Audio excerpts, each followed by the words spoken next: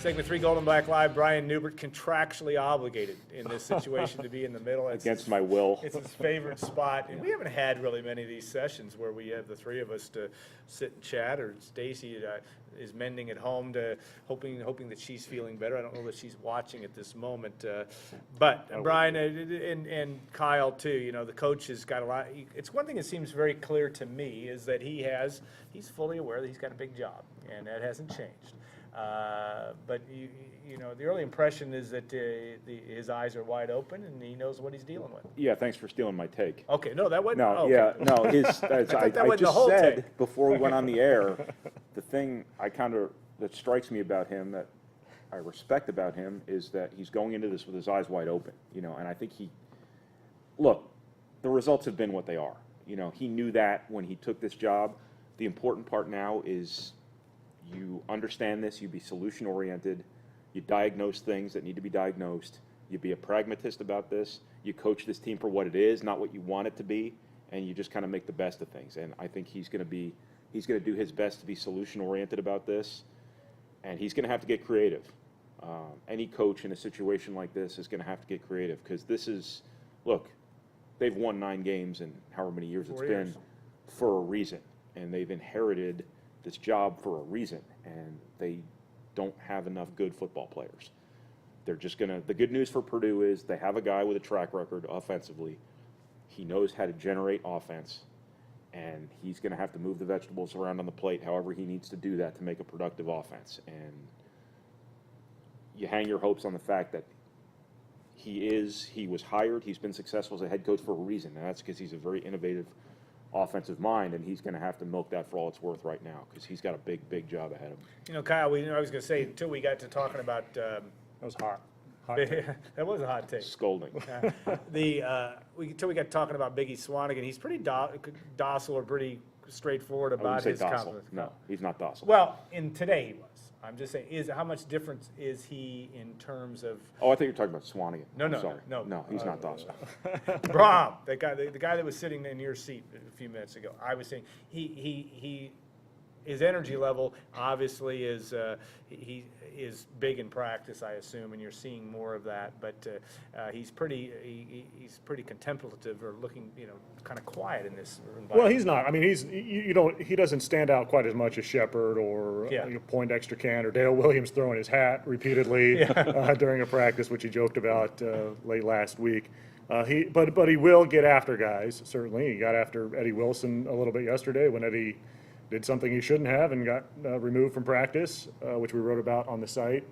But what I like about what he has done, I think, even just with us and presumably then with the team and with his assistant coaches, is he's pretty honest about where they are without beating guys down. I mean, you listen to him talk, and he says, you know, one thing that I've learned here in the spring is that we have a couple offensive linemen we can play with. Well, that's good. You have 2. You're going to need a few more than that. And, you know, I think that, you know, it's those kind of things that I think make you realize he knows the situation that they're in, and knows that, as Brian said, you're going to have to move the pieces around a little bit to be able to have any sort of success at all. I think that's why he half jokes, half is serious about running a 3 running back offense, because you have a couple more of those guys, and I think he's willing to, probably not in the veer, but you know, put those guys out there all on the field at the same time and see if they can get going that way. But, you know, I just like his honesty. I like, you know, the approach he's taken.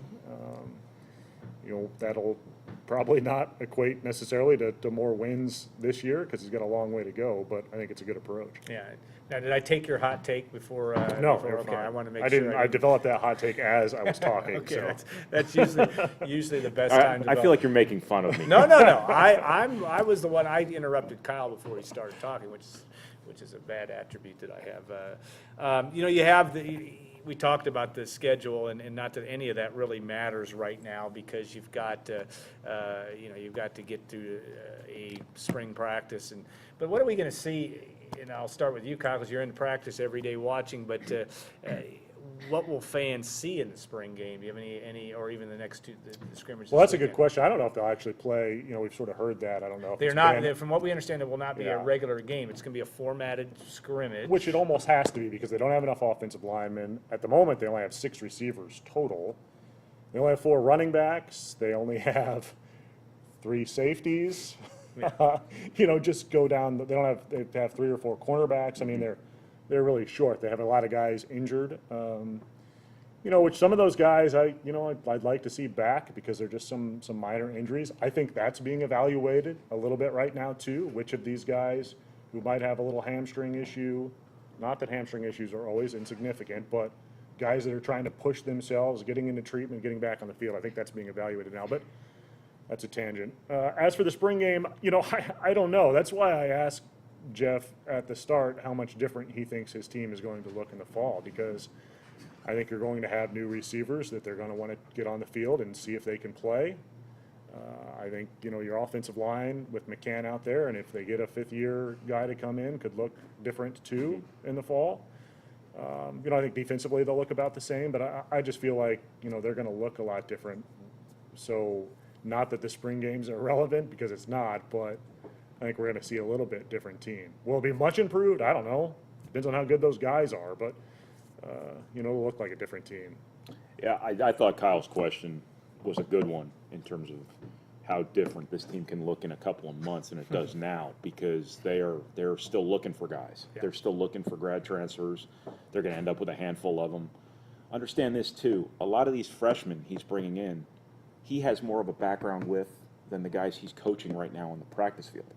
And don't think for a second in a situation like this, a coach maybe doesn't lean more toward a freshman, especially when it's one he knows well, who he recruited to Trust, Western yeah. Kentucky, he's had in camp, he's interacted with before, who he specifically recruited to an offensive system that he, you know, subscribes to.